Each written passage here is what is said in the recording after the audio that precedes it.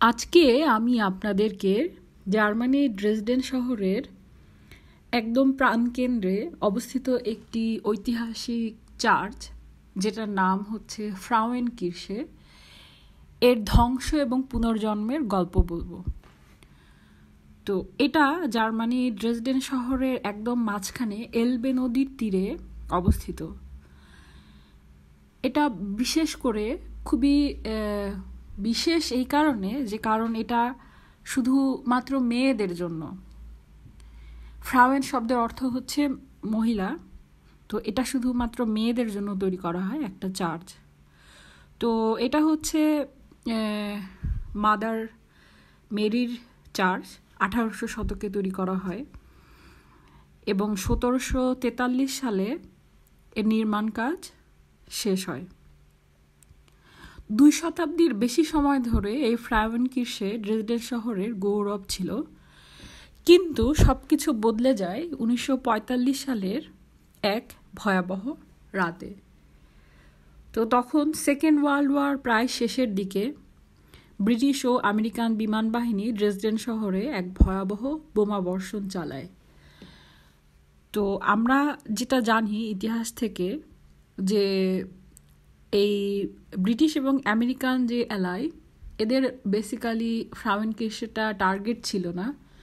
এদের টার্গেট ছিল যে এরা বার্লিন শহরটাকে, মানে যুদ্ধ যখন প্রায় শেষের দিকে, জার্মানিকে দুর্বল করে দেওয়ার জন্য, জার্মানি যেহেতু মস্কো শহরে আঘাত করেছিল, তো তার প্রতিশোধ হিসেবে জার্মানিকে দুর্বল করে দেওয়ার জন্য তারা বার্লিন শহরে আঘাত করার একটা পরিকল্পনা করে। তো সেই সময় সেদিন 13 থেকে 14 ফেব্রুয়ারি 1945 সালে সেদিন সকালবেলায় আকাশ খুবই মেঘলা ছিল এবং তখনকার টেকনোলজি এবং রাডার এত বেশি, জিপিএস সিস্টেম এত বেশি উন্নত ছিল না। স্বাভাবিক, দ্বিতীয় বিশ্বযুদ্ধের কথা, তখন ইন্টারনেট ছিল না, টেলিফোন ছিল না। 1945 সালে টেকনোলজি আসলে অনেক পুরনো অবস্থানে ছিল। তো তারা আসলে বার্লিন শহরটা আকাশে এত উঁচু থেকে তারা খুঁজে পাচ্ছিল না, ফাইন্ড আউট করতে পারতেছিল না। এবং তখন তারা বোমাটা নিক্ষেপ করতে চায় অনেকক্ষণ ধরে আকাশে ঘোরাঘুরির পরে, তো তখন তাদের নজরে ড্রেসডেন শহরটা আসে। তো যেহেতু তারা বার্লিন শহর খুঁজে পাচ্ছে না, তো সামনে যে শহরটা পায় সেই শহরটাতেই তারা ভয়াবহ বোমা বর্ষণ চালায়।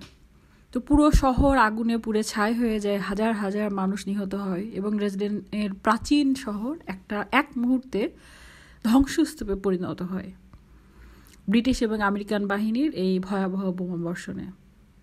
তো প্রথমে ফ্রাউয়েনকির্শের সেই হামলা থেকে বেঁচে যায়, কিন্তু আগুনের প্রচণ্ড তাপে এর গম্বুজগুলো দুর্বল হয়ে পড়ে এবং 15 ফেব্রুয়ারি সকালবেলা এইটা গম্বুজটা শতাব্দী প্রাচীন ধুলোর স্তূপে পরিণত হয়, একদম ভেঙে গুঁড়ো গুঁড়ো হয়ে পড়ে। তারপর বহু দশক এই ধ্বংসাবশেষ এভাবেই দাঁড়ানো ছিল, একটি নিঃশব্দ স্মৃতিস্তম্ভ।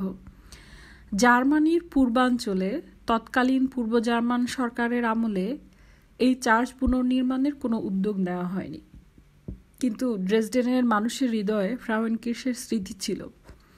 1990 সালে দুই জার্মানি, ইস্ট এবং ওয়েস্ট জার্মানি একীকরণের পরে 1994 সালে আবার সবার মধ্যে এই চার্চকে পুনর্নির্মাণের স্বপ্ন তৈরি হয় এবং এর কাজ ছিল এক বিশাল এবং ঐতিহাসিক প্রকল্প। ধ্বংসাবশেষ থেকে প্রায় 3800-এর বেশি আসল পাথর সংগ্রহ করে গির্জার ঠিক আগের অবস্থানে বসানো হয়। পুরনো পাথরের গাঢ় রং এবং নতুন পাথরের হালকা রং একসঙ্গে মিশে গিয়েছিল, যেন পুরনো ক্ষতচিহ্ন নতুন জীবনের মাঝে নিজেদের গল্প বলে। পৃথিবীর বিভিন্ন প্রান্ত থেকে মানুষ অর্থদানে এগিয়ে আসে। একটা সবচেয়ে ইন্টারেস্টিং বিষয় ছিল যে যখন একটা ব্রিটিশ বোমারু পাইলটের পুত্র সেই চার্চের জন্য একটা সোনার ক্রস তৈরি করেন, এটা আসলে একটি মর্মস্পর্শী ক্ষমার প্রতীক। অবশেষে অক্টোবর 2005 সালে ফ্রাউয়েনকির্শে আবার উন্মুক্ত হয়, ঘণ্টাধ্বনি বাজে, মানুষ কাঁদে, শহরের আকাশরেখা আবার পূর্ণ হয়। এটি শুধু একটি চার্চ নয়, এটা একটা ইতিহাস এবং ধ্বংসের মধ্যেও আশার পুনর্জন্মের এক জীবন্ত প্রতীক। ভিডিও কেমন লেগেছে কমেন্টে জানাবেন। আজকে তাহলে এ পর্যন্তই ড্রেসডেনের ফ্রাউয়েনকির্শে থেকে। আর আরও বেশি ভিডিও পেতে আগ্রহী হলে ইউটিউব চ্যানেল সাবস্ক্রাইব করে রাখবেন। শুভেচ্ছা সবাইকে, ভালো থাকবেন।